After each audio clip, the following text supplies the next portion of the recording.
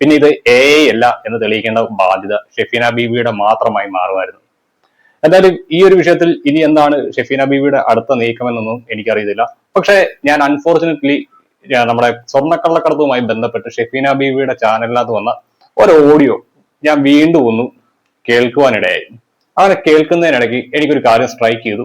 ഞാൻ അതിനെക്കുറിച്ച് ചെറുതായിട്ടൊരു അന്വേഷണം നമ്മുടെ ഗ്രോക്കിലൊക്കെ നടത്തി. അപ്പം എനിക്ക് ഒരു വ്യക്തമായിട്ടുള്ള ഒരു ആൻസർ കിട്ടി. അതിനകത്ത് പറഞ്ഞിരിക്കുന്ന ഒരു കാര്യം ഫേക്ക് ആണ്. എനിക്ക് ഓർമ്മ പോലും ഇല്ല എന്താ സംഭവം. ഇനിയിപ്പോ ചാറ്റാണോ ഇനി AI വെച്ച് ചെയ്താണോ ഞാനത് കണ്ടുപിടിക്കും, ശ്രദ്ധിച്ചു. അങ്ങനെ ഫൈനലി നമ്മുടെ രേണുസുതി തനിക്കെതിരെ വന്ന ആരോപണത്തിൽ ആദ്യമായിട്ട് മറുപടി പറഞ്ഞിരിക്കുകയാണ്. അതായത് കഴിഞ്ഞിടയ്ക്കാണ് ഷെഫീന ബീവി ഇവരുടെ ഒരു ചാറ്റാണ് എന്ന് പറഞ്ഞുകൊണ്ട് 2 സ്ക്രീൻഷോട്ടുകൾ പുറത്തേക്ക് വിട്ടത്. ഈ ഒരു സ്ക്രീൻഷോട്ടുമായി ബന്ധപ്പെട്ട നിരവധി വിവാദങ്ങൾ രേണുസുതിനെ ചുറ്റിപ്പറ്റി നടന്നുകൊണ്ടിരിക്കുകയാണ്. രേണുസുതിനെ പല യൂട്യൂബർമാരും എടുത്തിട്ട് അലക്കിക്കൊണ്ടിരിക്കുകയാണ്. രേണുസുതിയുടെ കമ്പിച്ചാറ്റ് പുറത്തായി, രേണുസുതിയുടെ കുൽസിത ചാറ്റ് പുറത്തായി എന്നൊക്കെ പറഞ്ഞുകൊണ്ട് തംബ്ലൈനുകൾ വെച്ചുകൊണ്ട് എല്ലാവരും എടുത്തിട്ട് ഇവരെ ഇറക്കിക്കൊണ്ടിരിക്കുകയാണ്. ആ ടൈമിലൊന്നും ഇവർ ഇതിനെക്കുറിച്ച് ഒരു വ്യക്തമായിട്ടുള്ള മറുപടി പറയാണ്ട് തയ്യാറായിട്ടില്ലായിരുന്നു. അങ്ങനെ ഫൈനലി രേണുസുതി ഇതിനുള്ള മറുപടിയുമായി രംഗത്ത് വന്നിരിക്കുകയാണ്. പക്ഷെ കൃത്യമായി പറഞ്ഞു, പഠിച്ചു, വന്നു, പ്രസന്റ് ചെയ്തു. പക്ഷെ പഠിക്കലെത്തിയപ്പോൾ കലമുടച്ചു. അതാണ് എനിക്ക് ഈ ഒരു ബൈറ്റ് കണ്ടപ്പോൾ മനസ്സിലായത്. എന്തായാലും നമുക്കത് ഫുള്ള് കണ്ടു നോക്കാം. എനിക്ക് ഓർമ്മ പോലും ഇല്ല എന്താ സംഭവം. ഇനിയിപ്പോ ചാറ്റാണോ ഇനി AI വെച്ച് ചെയ്താണോ ഞാനത് കണ്ടുപിടിക്കും, ശ്രദ്ധിച്ചു. എന്നോട് ഒരാൾ കണ്ടവരൊക്കെ പറഞ്ഞു പ്ലീസ് കോൺടാക്ട് മൈ മാനേജർ. അങ്ങനെ ഞാൻ പറയുന്നില്ല സാധാരണ. ഇതെനിക്കറിയില്ല എന്താ സംഭവം. ഒരു promotion please contact my manager four promotion. നിങ്ങൾക്ക് പ്രൊമോഷൻ വേണോ, നിങ്ങൾക്ക് എന്തെങ്കിലും ഷൂട്ടിന്റെ ആവശ്യമുണ്ടോ, പ്രോഗ്രാം ആവശ്യമുണ്ടോ, മാനേജറെ കോൺടാക്ട് ചെയ്യുക. അത് എല്ലാ സെലിബ്രിറ്റിയും പറയുന്നത് തന്നെയാണ്. അപ്പോൾ ഇതാണ് രേണുസുതി അതിന് കൊടുത്തിരിക്കുന്ന ക്ലാരിഫിക്കേഷൻ. ഈ ക്ലാരിഫിക്കേഷനകത്ത് ഇവർ ആദ്യമേ പറഞ്ഞ 2 സ്റ്റാൻഡിൽ ഉറച്ചു നിന്നിരുന്നെങ്കിൽ ഈ ഒരു വിഷയം, ആ 2 കാര്യം പറഞ്ഞുകൊണ്ട് ഇത് അവസാനിപ്പിച്ചിരുന്നെങ്കിൽ ഈ ഒരു വിഷയം വീണ്ടും ചർച്ചയാവില്ലായിരുന്നു. അതായത് എനിക്ക് ഓർമ്മയില്ല അങ്ങനെ ഒരു ചാറ്റ് ചെയ്തിട്ടുണ്ടോ എന്ന്. അത് വേണമെങ്കിൽ പറഞ്ഞ് ഡിഫെൻഡ് ചെയ്യാം. കാരണം മറ്റൊന്നുമല്ല, മനുഷ്യനാണ്, മറവി സ്വാഭാവികമാണ്. അന്നേരം അതിനകത്ത് വിഷയമില്ല. പിന്നെ രണ്ടാമതായിട്ടൊരു പോസിബിലിറ്റി, അത് AI ആണോ എന്ന് എനിക്ക് ഡൗട്ട് ഉണ്ട്. ഞാൻ അങ്ങനെ ഒരു ചാറ്റ് ചെയ്തില്ല, അത് AI കൊണ്ട് നിർമ്മിച്ചാണോ എന്ന് എനിക്കൊരു സംശയമുണ്ടെന്ന് മാത്രം രേണുസുതി പറഞ്ഞിരുന്നെങ്കിൽ പിന്നെ ഇത് AI അല്ല എന്ന് തെളിയിക്കേണ്ട ബാധ്യത ഷെഫീന ബീവിയുടെ മാത്രമായി മാറുമായിരുന്നു. എന്തായാലും ഈ ഒരു വിഷയത്തിൽ ഇനി എന്താണ് ഷെഫീന ബീവിയുടെ അടുത്ത നീക്കമെന്നൊന്നും എനിക്കറിയത്തില്ല. പക്ഷേ ഞാൻ അൺഫോർച്ചുനേറ്റ്ലി നമ്മുടെ സ്വർണ്ണക്കള്ളക്കടത്തുമായി ബന്ധപ്പെട്ട് ഷെഫീന ബീവിയുടെ ചാനലിനകത്ത് വന്ന ഒരു ഓഡിയോ ഞാൻ വീണ്ടും ഒന്ന് കേൾക്കുവാനിടയായി. അങ്ങനെ കേൾക്കുന്നതിനിടയ്ക്ക് എനിക്കൊരു കാര്യം സ്ട്രൈക്ക് ചെയ്തു. ഞാൻ അതിനെക്കുറിച്ച് ചെറുതായിട്ടൊരു അന്വേഷണം നമ്മുടെ ഗ്രോക്കിലൊക്കെ നടത്തി. അപ്പം എനിക്ക് ഒരു വ്യക്തമായിട്ടുള്ള ഒരു ആൻസർ കിട്ടി. അതിനകത്ത് പറഞ്ഞിരിക്കുന്ന ഒരു കാര്യം ഫേക്ക് ആണ്. അതെന്താണെന്ന് ഞാൻ വഴിയെ പറഞ്ഞുതരാം. നമുക്ക് ആദ്യമേ ആ ഒരു ഇത് കേട്ടു നോക്കാം, എന്നാലേ കാര്യങ്ങൾ മനസ്സിലാകത്തുള്ളൂ. സുധി എന്ന് പറയുന്ന സ്ത്രീ ഇവിടെ വരുന്നത് സ്വർണ്ണക്കടത്തും ഡ്രഗ് മാഫിയയും തന്നെയാണ്. അവരുടെ മെയിൻ ആവശ്യമാണ്. പിന്നെ ശരീരം വിൽപ്പന, അതായത് വേശ്യാവൃത്തി. പിന്നെ ഈ രേണുസുധീനെ ഇവിടെ കൊണ്ടുവരുന്നത് മൊത്തം ഈ ഒരു അത്ര സങ്കടപ്പെട്ടിട്ട് പറയാണ് ഈ സ്ത്രീ ഈ ലോകം സത്യമാണ് ചേച്ചി. എനിക്കങ്ങ് ഫ്രസ്ട്രേറ്റഡ് ആയിട്ടുണ്ടല്ലോ. എനിക്ക് ഭ്രാന്ത് പിടിക്കുന്നത് ഇവിടെ പാച്ച അമ്മാതിരി. നിങ്ങൾ തെറി പറയുമ്പോൾ ഞാൻ സന്തോഷം കൊണ്ട് തുള്ളിച്ചാടാറുണ്ട്. പക്ഷെ നിങ്ങൾ ആ വോയിസ് ഒക്കെ നോട്ട് ചെയ്ത് കൊടുക്കണം ചേച്ചി, കൊടുക്കണം. ഇവിടെ റാസൽ കൈമയെ വന്നിട്ട് അപരാധിച്ചതുണ്ടല്ലോ. നിങ്ങൾക്കറിയാം, അന്ന് 21-ാം തീയതി ഇവിടെ മൊത്തം മിസൈലും മറ്റതും മറിച്ചതും വെടിയും പടക്കം മറ്റോ സകലതും ഇത് ഫോണിൽ ഇങ്ങനെ മിസൈലും അലർട്ടും വരെ നിങ്ങൾ പുറത്തിറങ്ങരുത്, അത് ഇത് പറയുന്നത്. അപ്പൊ ഇവിടെ ലക്ഷക്കണക്കിന് രൂപയും കൊടുത്ത് ഇവിടെ ഏത് നായിന്റെ മോനാണ് നിങ്ങളെ ഇറക്കിയത്? ഇവർക്ക് ഇത്രയും കാശ് കൊടുത്ത് ഇവിടെ ഇറക്കണമെങ്കിൽ അമ്മാതിരി കാശ് കിട്ടുമെന്നുള്ളതുകൊണ്ടല്ലേ ഇവിടെ ഇറക്കിയത്. എന്നിട്ട് അതായത് പെരുന്നാളിന്റെ അടുത്ത ദിവസം, അതായത് ഈ നോമ്പ് ദിവസം ഇവിടെ ഈ ഒരു ബാറും ഡാൻസും തേങ്ങയും മാങ്ങയും തുറക്കത്തില്ല, തുറക്കാൻ ഇവിടെ ഗവൺമെന്റ് അലോഡല്ല. ആ 21-ാം തീയതി ഇവിടെ അങ്ങോട്ട് ഇറക്കിയിട്ട് പ്രദർശിപ്പിച്ചേക്കാണ്.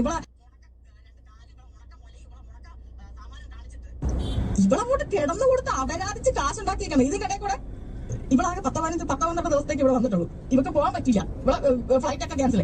എന്നിട്ടും ഇവിടുന്ന് ലക്ഷക്കണക്കിന് രൂപ കൊടുത്തിട്ട് ഇവളൊന്ന് പുറത്തു പോയേക്കുന്നു ചാർട്ടേഡ് ഫ്ലൈറ്റിൽ. ചേച്ചി ഒന്ന് ആലോചിച്ചോക്ക് അപ്പൊ ഇവക്കുള്ള പിടിപാടെന്താന്നുള്ളത്. പിന്നെ അവിടുന്ന് ഹണി റോസും ഇവിടെ ഉദ്ഘാടനത്തിന് വരുന്ന ഹണി റോസിനെ മറ്റവരൊക്കെ ബ്ലോക്ക് ചെയ്തിട്ട് അവിടെ നിർത്തിയേക്കാണ്. എന്നിട്ട് ഇവിടെ നിന്ന് മറ്റേ നമ്മളെ ആ പെങ്കൊച്ചിന്റെ പേരെന്താ എനിക്ക് ഓർമ്മ വരുന്നില്ല, നമ്മൾ ഷാർജയിൽ ഡാൻസ് സ്കൂൾ നടത്തുന്ന നമ്മളെ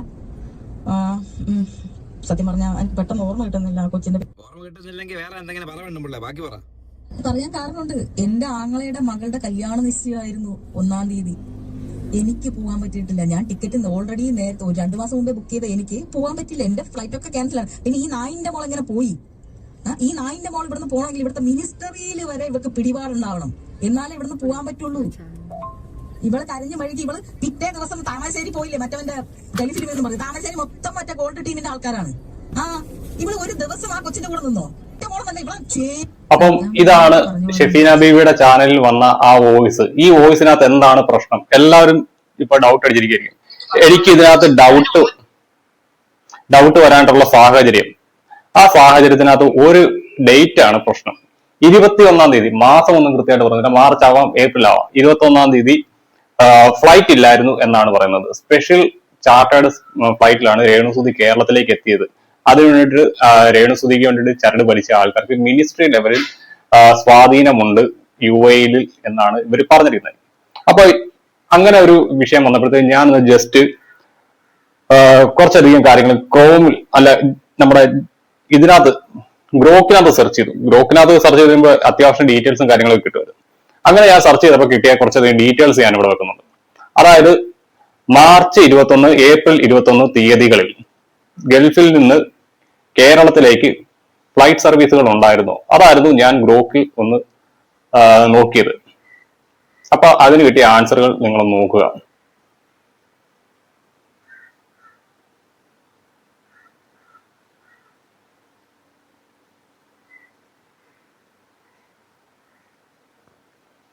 അതൊരു സ്ക്രീൻ റെക്കോർഡാണ്, അതാണ് ഞാൻ ഇവിടെ വെക്കുന്നത്.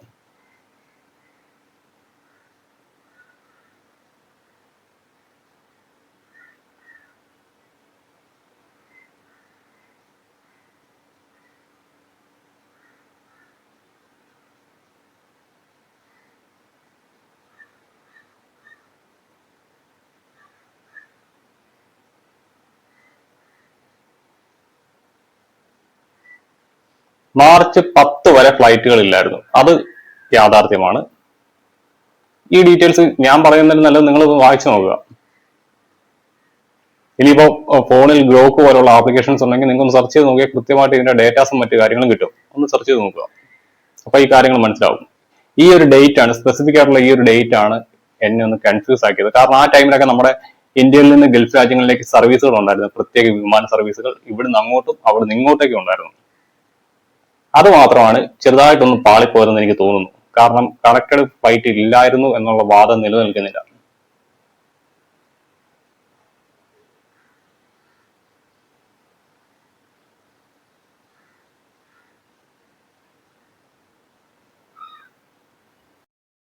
അപ്പൊ സോ ഗൈസ്, നിങ്ങൾ ഇപ്പൊ ഈ ഒരു ചാർട്ട് കണ്ടായിരുന്നു. ഈ ചാർട്ടിനകത്ത് ഒരു കാര്യം മനസ്സിലായി.